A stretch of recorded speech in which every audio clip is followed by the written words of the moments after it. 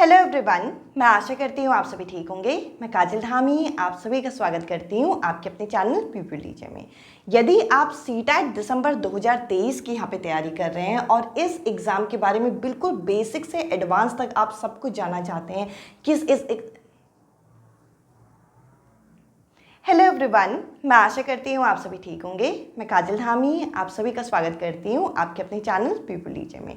यदि आप सीटेट दिसंबर 2023 की तैयारी कर रहे हैं और कहीं ना कहीं इस एग्ज़ाम के बारे में बेसिक से एडवांस तक सब कुछ जानना चाहते हैं कि इस एग्ज़ाम में क्या क्या पूछा जाता है, कहाँ कहाँ से पूछा जाता है, आपको क्या क्या चीज़ें प्रिपेयर करनी है, तो ये वीडियो कंप्लीट डिटेल एक्सप्लेनेशन पे होने वाली है कि आपके सिलेबस में आपको क्या क्या चीज़ें कैसे कैसे कवर करनी है।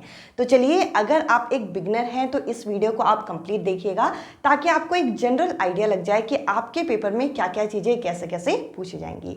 तो चलिए आज की ये वीडियो हम शुरू करते हैं। अब देखिए, सीटेट के एग्जाम की अगर हम बात करें तो सीटेट आपका सेंट्रल टीचर एलिजिबिलिटी टेस्ट है, जो कि आपका एक क्वालिफाइंग पेपर होता है।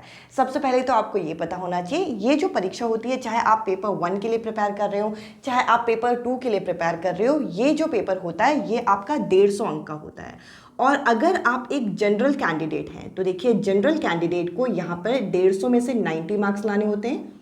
इसके अलावा अगर आप एक ओबीसी कैंडिडेट हैं या फिर एससी एसटी कैटेगरी से आप बिलोंग करते हैं तो आपको यहाँ पे 82 मार्क्स यहाँ पे सिक्योर करने होते हैं। तो देखिए, यहाँ पे 150 में से अगर आपके 90 यानी कि जनरल कैंडिडेट को या ओबीसी एससी एसटी कैटेगरी को अगर आपके 82 भी हैं तो आपका ये पेपर क्वालिफाई माना जाता है। और इस पेपर के बाद आप जो अदर जो टीचिंग एग्जाम होते हैं, जैसे गवर्नमेंट टीचर एग्जाम, जैसे केवीएस में हो गया, एनवीएस हो गया, DSSS जो दिल्ली गवर्नमेंट स्कूल्स में होते हैं, या फिर किसी स्टेट गवर्नमेंट स्कूल, उनमें आप यहाँ पे जो है एग्जाम के फॉर्म भर सकते हो और उनमें अप्लाई कर सकते हो।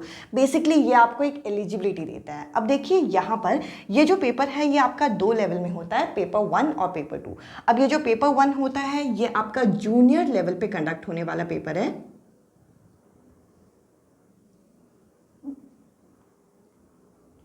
ये जो पेपर 1 है ये आपका प्राइमरी लेवल पे कंडक्ट होने वाला पेपर है, यानी कि ऐसे सभी कैंडिडेट जो जेबीटी या डीएलएड वगैरह करते हैं वो यहाँ पे पेपर 1 के लिए अप्लाई कर सकते हैं। और जो पेपर 2 होता है ये आपका जूनियर लेवल, यानी कि क्लास 6 to 8 के जो टीचर आप बनना चाहते हो तब आप इसके लिए अप्लाई कर सकते हो। जैसे कि फॉर एग्जाम्पल जो बीएड करे हुए कैंडिडेट हैं, जो ग्रेजुएशन के बाद बीएड करते हैं, वो यहाँ पे पेपर 2 के लिए अप्लाई कर सकते हैं। अब देखिए, यहाँ पर पेपर 1 और पेपर 2 के सब्जेक्ट्स की अगर हम बात करें तो पेपर 1 में आपके टोटल 5 अलग अलग सब्जेक्ट पूछे जाते हैं और इन 5 सब्जेक्ट में से 2 ऐसे सब्जेक्ट होते हैं जो आप फॉर्म फिलअप के दौरान यहाँ पे चूज करते हो। अब देखिए, सीटेट जो है सेंट्रल लेवल पे पेपर कंडक्ट होता है, तो इसमें अलग अलग लैंग्वेजेस को प्रायोरिटी दी जाती है, यानी कि आपको भाषा को चयन करने की एक तरीके से छूट होती है। तो जब आप फॉर्म फिलअप करोगे तब आपको यहाँ पे लैंग्वेज 1 और लैंग्वेज 2, यानी कि लैंग्वेज 1 और लैंग्वेज 2 आपको चूज करना होगा। जो लैंग्वेज आप फॉर्म फिल करते हुए चूज करोगे वही लैंग्वेज आपके पेपर में पूछी जाएगी। तो देखिए, यहाँ पे 30 नंबर फर्स्ट लैंग्वेज की और 30 नंबर सेकेंड लैंग्वेज की। अब आप कहेंगे लैंग्वेज 1 और लैंग्वेज 2 में क्या फर्क होता है? तो देखिए, लैंग्वेज 1 वो लैंग्वेज आप चूज करिएगा जिसमें थोड़ा ज़्यादा आपका कमांड हो, और लैंग्वेज 2 हो जिसमें थोड़ा आपका कमांड कम हो। तो बेसिकली यहाँ पर आप 2 अलग अलग लैंग्वेज चूज कर सकते हो, जो कि दोनों 30-30 नंबर का आएगा। अब यहाँ पर जब आप प्रिपेयर कर रहे हो तो कुछ बेसिक चीज़ें आपको पता होनी चाहिए। ये जो लैंग्वेज का सेक्शन है इसमें चाहे आप इंग्लिश हिंदी, हिंदी इंग्लिश या संस्कृत उर्दू कोई भी आप लैंग्वेज चूज करो, उसमें 15 क्वेश्चन आपके पैसेज और यहाँ पे पोएम के पूछे जाते हैं, यानी कि गद्यांश और पद्यांश के 15 क्वेश्चन पूछे जाएंगे, जिसमें बेसिक आपकी ग्रामर जो है, जैसे figure of speech, parts of speech, basic 1 या 2 क्वेश्चन आएगा, ग्रामर बहुत डिटेल में नहीं आती।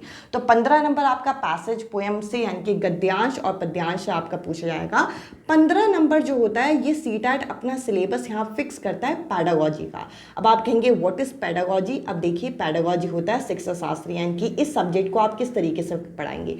अगर आप डीएलएड या जेबीटी या बीएड करके आ रहे हैं तो आपको पैडागोजी के बारे में पता होगा कि आपको टीचिंग में क्या क्या प्रिंसिपल अपनाने, टीचिंग मेथड्स क्या क्या होते हैं, ये डिटेल में ये सारी चीज़ें होती हैं। तो ये मैंने डिस्कस किया आपका 30 मार्क्स का सिलेबस, जो आपका पेपर 1 में भी पूछा जाता है, पेपर 2 में भी पूछा जाता है। ये भी सेम ऐसा यहाँ पे आपको लैंग्वेज चूज करना होगा जब आप फॉर्म फिलअप करोगे। 15-15 के हिसाब से ये क्वेश्चन यहाँ पे पूछे जाएंगे।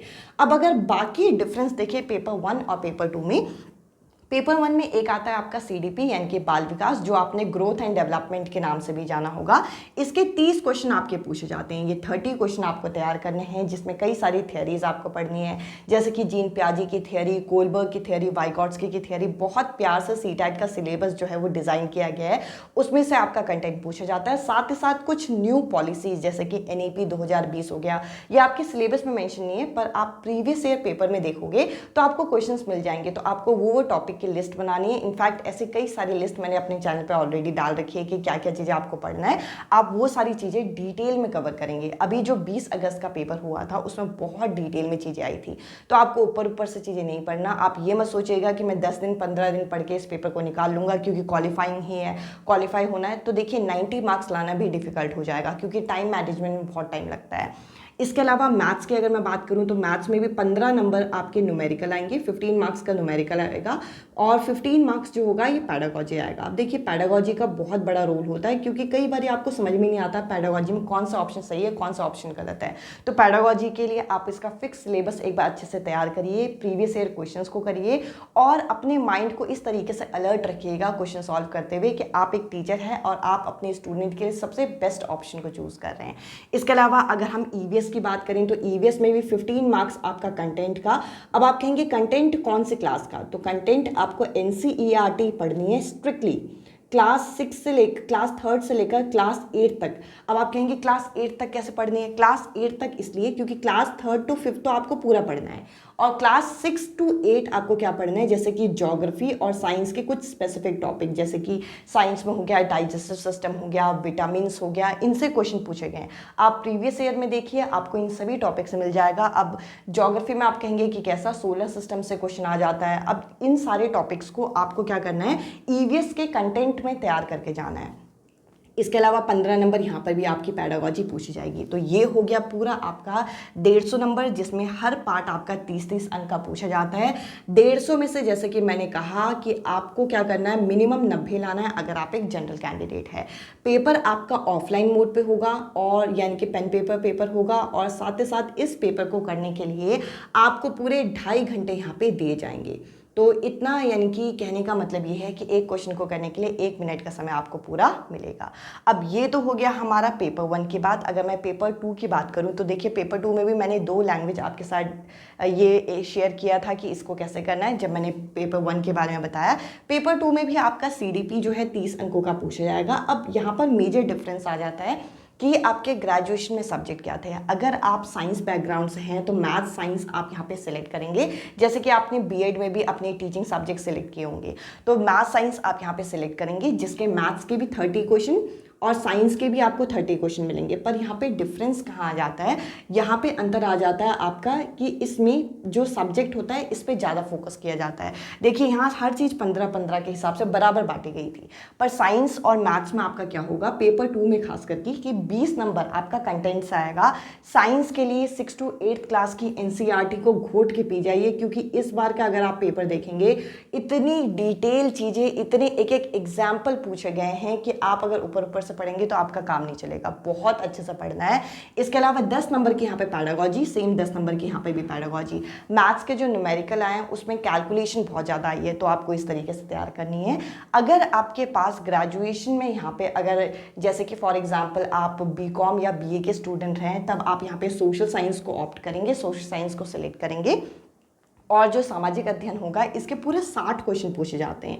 अब देखिए मैथ साइंस तो ऑलरेडी डिवाइड हो जाता है 30-30 में, तो इसके 30-30 क्वेश्चन। बट सोशल साइंस अगर आपके पास है तो मैथ साइंस के क्वेश्चन नहीं करने, तब मैथ साइंस ना पढ़नी है ना करने। साइंस मैथ्स वाले को साइंस मैथ्स और सोशल साइंस वाले को सोशल साइंस। सोशल साइंस के पूरे 60 क्वेश्चन, जिसमें से आपके 40 क्वेश्चन पूरी NCERT के कंटेंट के होंगे। 6th class, 7th class, 8th class अच्छी तरीके से करने हैं। और सोशल साइंस में आप अच्छे से जानते हैं कि 3-3 किताबें, तो टोटल 9 बुक्स आपको करनी है। बहुत ज़्यादा सिलेबस हो जाता है, बहुत अच्छे से प्रिपेयर करना है।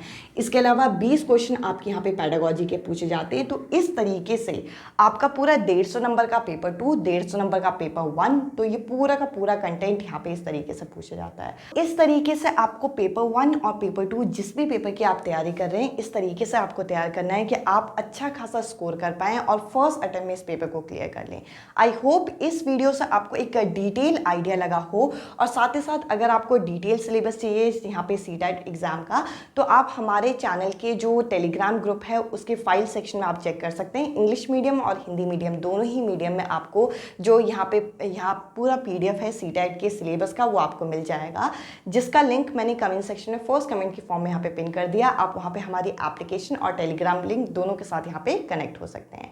आज की इस वीडियो में इतना ही। अब मैं आपसे मिलती हूँ अगली वीडियो में। अगर आपके कोई भी डाउट है तो आप कमेंट सेक्शन में कमेंट कर सकते हैं।